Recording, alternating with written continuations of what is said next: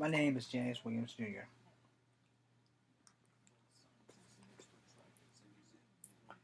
and I'm going to talk to you guys about alternate timelines, dimensions, and parallel universes and shit like that. So, if you're a Marvel fan, which I am 1,000% Marvel, and maybe 999% DC, and everyone else is running in a smooth tie. So, as you know, in Marvel, and Marvel is the one that really started this extra dimensional, multi dimensional timelines, rifts, and all this thing. It wasn't too long before DC caught on the bandwagon and said, okay, this shit sells, so let's do it too. And as far as I know, that's how I'm going to present it. This is not an opinion of anybody else's but mine. And if you can prove that DC had it first, hey, thank you. Just give me some facts, because I don't know everything, but I do know comic books. So let's say the first time that I read a Marvel comic book that had something to do with somebody from alternate universe was Secret Wars. And Secret Wars 1, Rachel came from an alternate universe or an alternate timeline or extra dimensional rift in time and space and became an X-Man. She fought with the X-Men and the Avengers and everyone else who had to battle the guy that I believe was the Beyonder in the first and second Secret Wars. So after they got through all that crap, she went back and accidentally became a slave or some shit. She escaped, and the Secret Wars #2 came out. So let's move away from that. Another character from the alternate timeline is Nate Gray. Another character from the alternate timeline was Strife, because they tried to say that he was a clone of Cable, and one of them was a clone of Cable, and they did all this cluster fucking shit, but Cable winds up killing both of them anyway, so it doesn't really fucking matter. So when it comes to alternate timelines, let's basically say you have 8,950,000,000,000 Earths, and only one of them is the key Earth, in which all the other Earths mirror.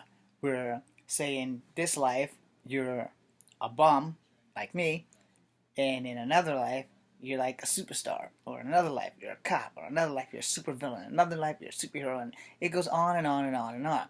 Now, the thing is, some of these Earths have the ability to have temporal rifts. And some heroes, the temporal rifts, some heroes have the ability to summon them and open them and fall through them. Sometimes it's accident, sometimes they meant to do it. Because sometimes their worlds are being destroyed, and the only way they can escape is open up a temporal rift or a time portal and go to wherever the hell it opens up at without consciously thinking of the consequences of that action. So Nathan Gray, who was the son of Jean Grey and Scott Summers of another timeline, came to Earth and he had the legacy virus. In his world, there was never a cure for it, so when he got to their world, Nathan Gray and Cable tangled a bit. I can't remember who won. I'm still looking for that book. And in the end, they all kind of worked it out, and Nathan Gray died, if I'm remembering this right. And this is kind of one of the reasons that you kind of get confused with alternate timelines and things. And one thing I will say before I move to DC, Marvel's alternate timeline,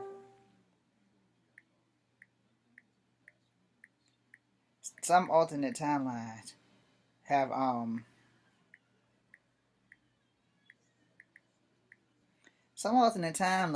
the character much better from a different timeline than their own timeline. And that kind of can throw you, because you're like, okay, when this guy becomes such a brazenly bold or an attitude-horrific motherfucker? And the problem is, he's not. He's just from an alternate timeline, or an alternate dimension, or a rift through time and space, or some people might have been fused together, jumping through the same portal on different Earths and smacked together and become one guy and spit out somewhere. And then there's a timekeeper and a gatekeeper who monitors all the Earth. And then there's, if you're in Marvel, and then you know that the Watcher's not allowed to interfere. He just watches, and he'll be there into the end of time, which time never truly has an ending. Okay, let me explain that. The human lifespan has a time limit. All right, some of us will live to be the ripe old age of 103. Some of us may go beyond that, and people are healthier now, so they're living longer and are finding ways to stay alive longer. Not saying that we're gonna stay young looking like Highlander and all that shit, but we're healthier and we're living longer, and very few people are being taken out by anything outside of accidents and maybe cancer or AIDS and shit like that. But we're living longer and we're making strides, so, you know, shit happens. Now, you know, the thing is, in our world, in this world right here, no one can say that alternate timelines don't exist because everyone apparently has a twin somewhere in the world, and even twins have twins. Don't ask me how that works. And everyone has experienced deja vu at least once or twice or more in their lifetime. So I'm gonna give you a food for thought before I go working on DC Comics now. What if, and I got this from my uncle one time. I'm not gonna give you his name, just know that he was high as hell when he told me this. But what if everything you ever read, everything you ever wrote, everything you ever see in life has already been done, and the ripple effect is finally reaching us? So we're reading this as it's happening to someone else's life. So say you picked up an X-Men comic and you're reading all this interesting shit. How do you know that they haven't really existed in another timeline or an alternate universe, that it hasn't happened, and someone who's been writing the books like Stan Lee is an oracle and has made money off of dreams and visions, and the only way he could do it was just to write it all up. So I take that into consideration. And I said to myself, as crazy as my uncle is, he might be onto something. And then when you think about it, it's a really good theory. You know, it's an awesome theory. And you have to, like, what if this guy who is high as fuck is actually closer to right than wrong? So, as a former member of the military, who have been told that we are ready for a zombie apocalypse, I wonder if they have dabbled in trying to open extra dimensional rifts and if they know what's on the other side. Now, I'm not going to say that they have because I don't know, but you know, if they have, I would like to be informed before we let something through that we can't stop. Okay? Now I'm going to move on to DC real quick. DC Comics did a thing with the death of Superman, etc., and all this crap. And somehow or another, in our world, for DC Comics, Superman never came to our world. But he was somewhere else. He punched this time continuum something or another. So that Jason Peter Todd, who got blowed the fuck up back in 1984, 5, 6, 7, whatever the hell he got blowed the hell up with a death in the family for Batman, he never existed. So, well, he did exist, but Superman never came, and that shit never happened. So it was like a time paradox. And in doing that, Jason Peter Todd went on from being Robin to becoming the Red Hood. All right, so it's really a fucking complex thing, and you have to really know your stuff. So when people are talking about extra dimensional paradoxes or time warps and time loops and wormholes and shit, well, we have proof that wormholes and black holes do exist. We don't have proof if wormholes are like Star Trek, where you get through there and it zaps you somewhere in like 40 some odd seconds or better, or warp speed. And we don't have anybody that is really willing to try that to find out what the hell's going on. I know I wouldn't volunteer for it. I take that back. I would volunteer for it in two conditions. One, the family I leave behind, I get to spend enough time with every member of the family, have every motherfucker come there from whatever relationship they are to me, come see me. Every girl I've ever talked to or wanted to talk to, come see me, and at least two of them volunteer to have my child, and the government that I volunteer to do this with sets them for life. Right? So I'm gonna do a whole lot of fucking before I go. Then after they're all pregnant, and I go, I don't even get to see the babies be born. I'll go right after I get all that ass.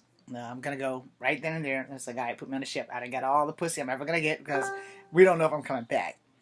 And so if I make it back, I still want to be well off enough that I ain't gotta work no more. So then, hell yeah, I'll go, no problem. But if they can't guarantee that I can't make it back, I want every woman that I had sex with to be pregnant with my children, and I want all of them to be set for life. I want them to have free college. I want them to have a good life, better than I've ever had. And I want moms, because she's still alive, to have things that I didn't get to get for myself, but to be getting for her. Right? If that doesn't make sense to any of y'all, but it doesn't really fucking matter. Anyway, moving on. So, as I said, like DC does it, and DC has done it, but they haven't done it as well as Marvel. Some of their stories haven't really panned out because the Legion did it, and they went back and taught Superman how to fly and all this other stuff, and then they had to go forward in time, and they found the clone of Superman with Superman X, and all of this basically panned down to the cartoon. And then when they did Justice League, they made it so that Hal Jordan was never ever the Green Lantern, and that it was um, John Stewart. And then they had this episode where Dr. Fate and John Stewart and them were all getting in a battle. And then John Stewart blinked out and Hal Jordan blinked in. And they said, "Who are you?" "Hal Jordan. I'm up to speed though." And I was like, what the shit? So that was like probably my favorite episode of Justice League because they let Hal Jordan actually show up. But then if you watch like Beware the Batman or the Batman, whichever one, he had that big ass chin. And he had Ethan somebody be Clayface, and his Wei Lin was the or Wei Yin, whatever the hell her name was. She was the police in charge of trying to bring him down. Uh, that one had Hal Jordan in it, and the Martian Manhunter, and the Green Arrow. So when they do guest spots and stuff like that, DC's good with guest spots, but like their extra dimensional stuff, they don't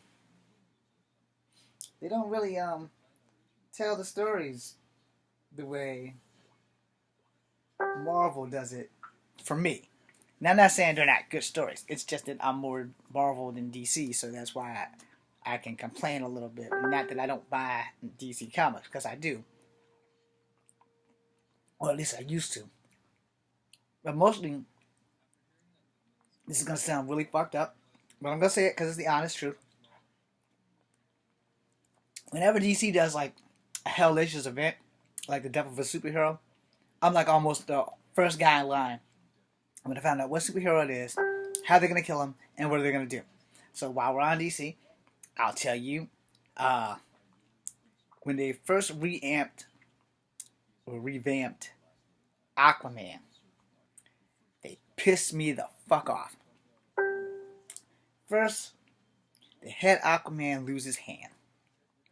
That was the first thing. So, not only did they have him lose his hand, they grunged him out. They gave him long hair, like mine. Nice gold tee. No, that's cool. He has long hair and a gold tee. He's mostly doing everything under the sea now. He's barely coming up to the surface for anything at all. And that was cool, because Marvel kind of was doing the same thing with Namor. But, as for Aquaman, they got rid of the hook hand. They got rid of the hand, and they gave him a hook hand. Alright, so when they gave him the hook hand, they had like this rope, and I don't know if it came from Dana Gascard or wherever the hell Wonder Woman's from, Themyscira. And it was cool and everything, and it could launch and it could go everywhere, and he could pull people in, and he'd fuck them up and everything. And I never hated Aquaman. I just don't like his powers, because he doesn't, if you're not in the water, there's really not much he can really do to you. If you're not near water or in water, and he can talk to fish. Yeah, he can talk to fish. But he's really stronger under the water. If he's under the water, he's like stronger than Superman.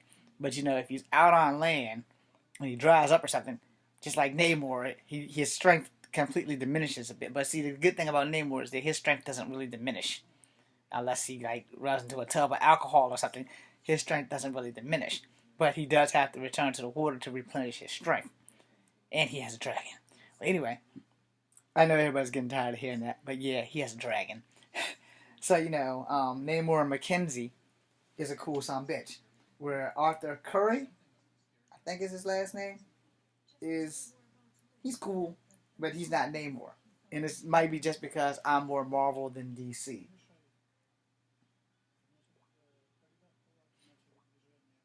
And the thing with that, if you're gonna compare them, then you have to decide if you're gonna divide and conquer on that.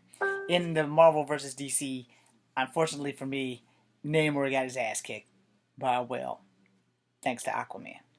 So they reamped him again, and when they reamped him this time, they gave him a water hand. Now he's getting somewhere. Because now he doesn't have to go underwater. He can make the water materialize out of the air and form a hand, which he has full control over. And he can also shoot the water out of his arm or whatever the fuck it is. And that was cool too. But the thing was, I don't like that they fucked him up in the first place. However, he lost his hand for his child. And I don't know if his child's Aqualad or if Aqualad's even related to him. So, you see the conflict there. Now, when it comes down to Namor, Namorita is kin to him, and then later you find out that Namorita is actually a clone of his aunt. So it's who has the same name, by the way. So it's kind of crazy, but it is what it is. And you have to take these heroes as they come because you're not the one writing them. So you kind of got to deal with the story that they put before you. Do you like the story? Probably not. But you have two options in that. You can find a new comic book or stop reading. The problem is honestly yours to figure it out. Now, if I may do another video after this of heroes to compare, that will be fine. But so I'm going to end this on a note that no matter what dimension your hero is from, I think that when they make the movies, honestly, they should let us know if the guy's going to be from our world or an alternate world or a different dimension or a different timeline or a paradox universe and all that shit. Because that way, we won't get slapped in the face when we find out that they're not. Okay? Cool. I'm James Williams Jr. This is Company Havoc number 2. Hope you guys enjoyed the show.